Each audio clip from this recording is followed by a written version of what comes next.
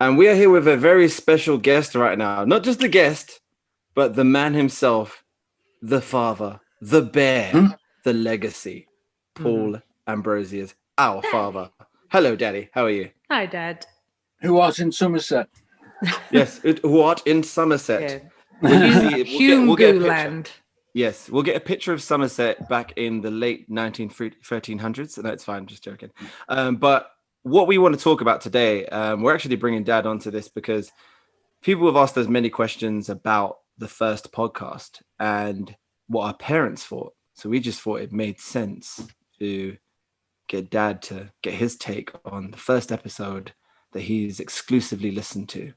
So, Dad, what did you think of Marsha's story in Liverpool? And me, obviously, just being like 1 year old, not even knowing, having a clue, pretty much don't have a clue now.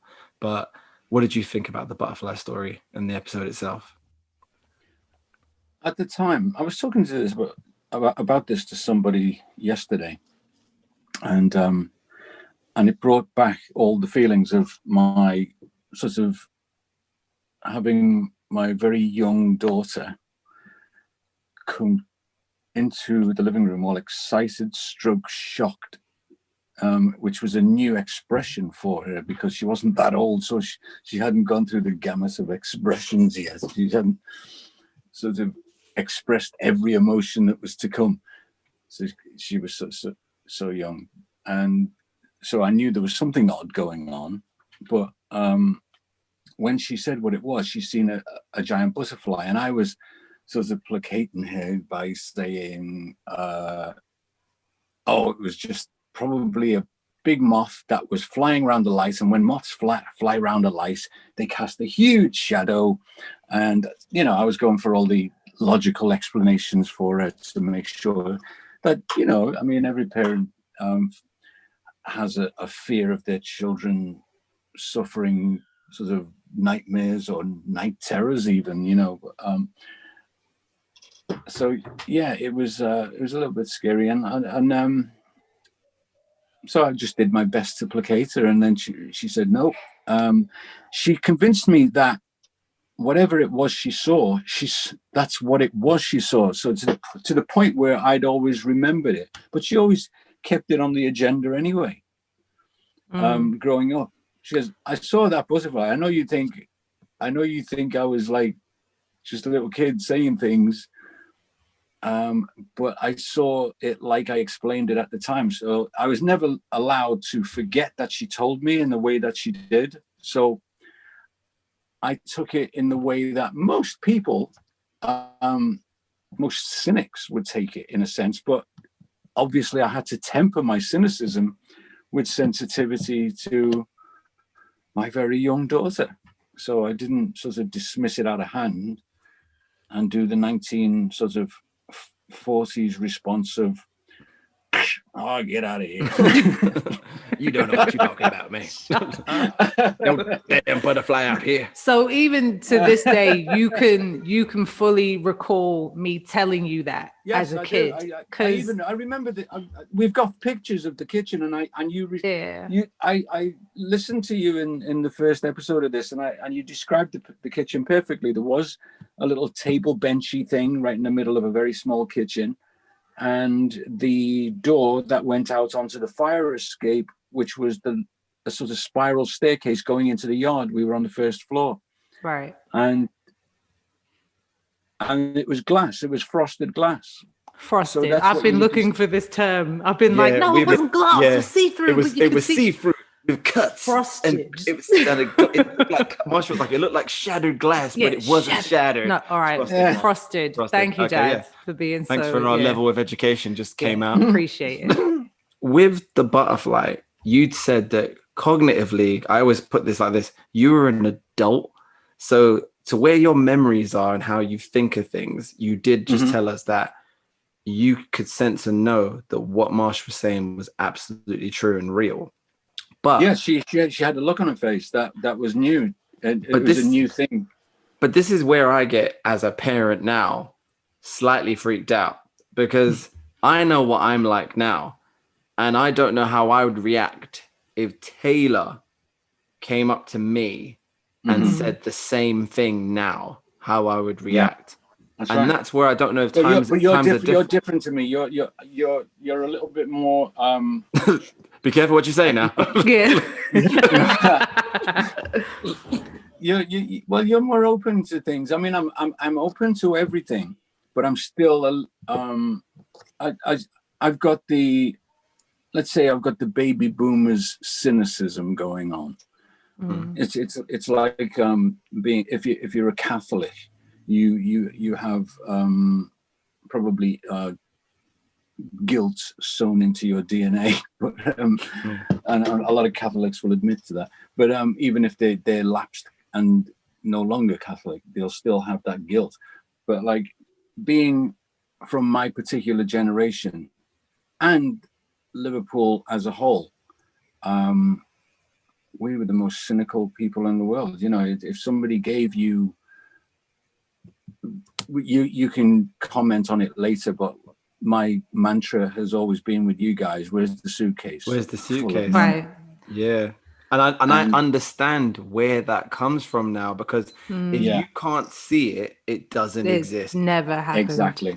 So that comes also down to my particular upbringing as well, and the nature of our economic circumstances. If I was promised something, and I was promised an awful lot, that never materialized. So it was a case of I never took anything for granted, and I never take anything as read just because it's promised or told to me.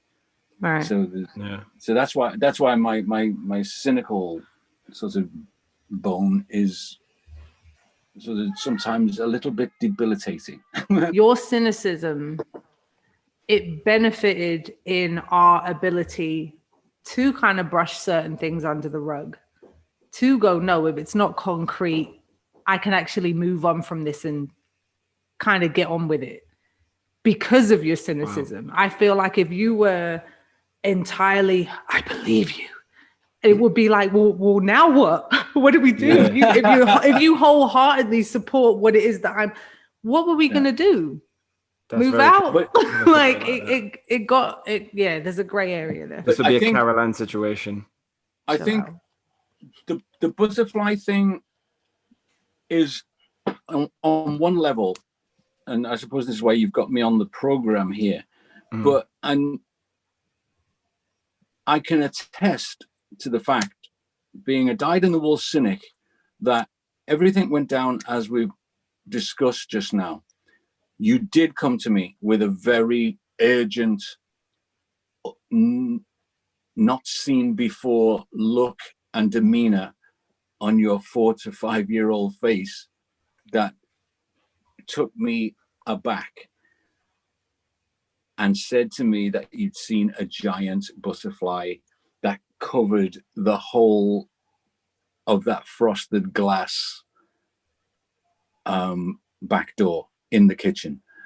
And you kept reminding me that you had seen it right the way through. So that's a given. And that's a given, whether or not I believe you, or whether or not I believe the possibility of something like that happening. It's happened. As far as you were concerned, it happened. Now, Mr. Cynic takes it further.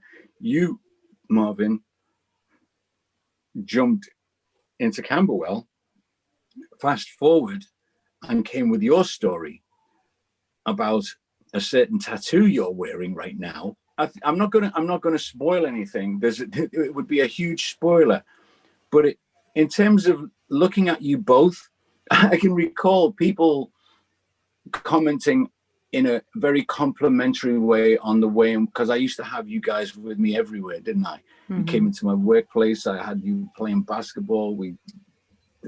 We turn up at random basketball courts and beat the pants off stupid adults who thought Batman, BBD. People don't know. They don't know. That's crazy. They don't know. But the thing is that what I also heard is like people observing you both and saying, "What is it with you two?" You know, like you actually finish each other's. You finish each other's sentences. You speak at the same time. Yeah, exactly. Exactly. There is this twin thing, though. And I used to crack up at that because I used to falsely take the credit for that. Yeah, I trained them. You know, I just used to mess around and say, yeah, I taught them how to do that. Yeah. They practice all the time and stuff. 1983 was the introduction. It was the famous Thriller video. Mm-hmm. And that we had the making of that, if you recall. Yeah. Oh yeah, watch it every day. We had so many black and white videos. We had Albert and Costello was introduced when I don't remember not ever seeing Albert and Costello, if that makes sense. Yeah, it was like we were born and we knew that movie. Abbott and Costello meet Frankenstein. So you had Frankenstein, the Wolfman, and Dracula. Amazing. One of the best movies ever made. Bela Lugosi, the greatest Dracula of all time. Lon Chaney. But I remember the black VHS cover, and I knew The Thing was in there. It was The Thing, and Extra was on the same tape. I never got into Extra. Oh, the fact that did you see Extra? By accident. Definitely not supposed to see Extra. Yeah. But they were on the same tape. You guys saw an awful lot of horror for your age. And I remember one of your teachers who I dismissed very summarily when she said, "Excuse me, your children appear to be talking about stuff that they're watching that is sounding rather scary." I said, "Yes, I'm actually hoping that when they grow up, they have a career in movies and makeup." So, and makes sense. Do you know what? There was a lot of truth in that, I suppose, because I was thinking, you guys had funky names that we were responsible. We always had, I think, it pegged that you were going to be so much more special than your parents. So, yeah, I think I can say, in all honesty, that I'm not disappointed. Thanks, Dad. Appreciate you, man. Like, yeah. Regardless of all the early horror that we were exposed to, we didn't see it like that. We took it as quality time spent as a unit and would enjoy. You know what I'm saying? Like me and Marvin, like, oh, which one should we watch? And go, which one should we watch? Like, but it was fun. Yeah, it was fun until we sat around watching stuff and we'd make jokes while we were watching them. Exactly. That was it. Yeah. But then just to cut this, Marsha, just to bring something together now, this is something that I was thinking about a lot in our childhood and how much we did love horror films. At one point, I was thinking, was I manifesting things from things I'd seen in horror into what was going on in real life? But then the more I broke it down, everything that was happening never happened in any movie I ever saw. So that was what's really strange. The only thing that has is episode 2, which we'll be going into. You know what? Yeah. What do you think? This is why I wanted to know about your cynicism. That's why I mentioned it. Yeah, if it's episode 3, or is it? I don't know when your bit comes in. Yeah. Which bring with the tattoo. When that thing comes in, oh my gosh. There is, in actual fact, you asked me to chat tonight in your podcast, and I happily agreed, but I would not have agreed if I thought my 2 children were being a bit nutty and they were trying to pull a fast one on the world. And we know that you wouldn't be like, these 2 are off their heads. They're not. I'm not coming to no damn show. I'm not doing this. I think it's lovely because I happen to know, and you guys happen to know, there's a real, quite wondrous and serious reason why this podcast should exist in effect. And you guys, you now know you're not alone. Yeah. And it has to be said, it wasn't necessarily anything to do with your imaginations, which people will jump to the conclusion of being overly stimulated to the point where you started seeing or imagining things because you saw lots of horror stuff and like, oh, well, they wouldn't they? You know, people will say that, but like, no, I happen to know on the basis of what will be all revealed in episode 3. On the basis of that, and we want to let you know, Dad, main thing, we want to let you know that by no means did we think this was any doing on your part or Mum's part, you know, bestowing, whether it was the horror that we so enjoyed as kids anyway. I saw what I saw in Baggot Street in Liverpool. Yeah. That was Baggot Street in Liverpool. To then move to Camberwell, that ends up being Butterfly Walk. So I've got this symbol, this sign, this significant thing that I told you I saw when I was 4, and now it's here. And I'm like, okay, maybe everything is going to be okay. And then Marv has his experiences. Yeah. And then we do find out that our building was built in 1897. And Mum would then disclose stories that I'd confided in just her. Never told Marv, never told yourself, stuff that I told her only. And she only told me, wouldn't say half truths, but validated what I was saying when I was well into my 20s. Right. And we hadn't lived there since I was in my early teenage years. So it was like, I wish you'd have told me then, just so I knew what I was experiencing. But for you and Mum to protect us the way you did, you with your cynicism and Mum with the, well, we have to sleep here, so I'm not about to tell you what you just saw was absolutely real. And our saying around the house used to be, the ghost did it. Where's me thing? I don't know, Mum, I didn't take it. Where did the ghost took it? Yes, it did. Now what? Now what are we going to do? Now what? And the fact that was an ongoing thing that we've kind of just put to the side is hilarious. It's hilarious, but terrifying. Terrifying, and only in hindsight. Exactly. I mean, we're somewhat normal. We're crazy enough to execute our crazy in creative ways. I chose music. Thank you, basketball, for breaking my heart. And then I'll take the music and I'll put all of my crazy into that. But it's because of what we went through and how we got through it that made us be able to talk about it now and go, we've got a lot of downtime on our hands. It's COVID. We're all quarantined. And now, now that we've got time, we can go, Mum, remember when, or Dad, remember when, and you can go, absolutely, yes.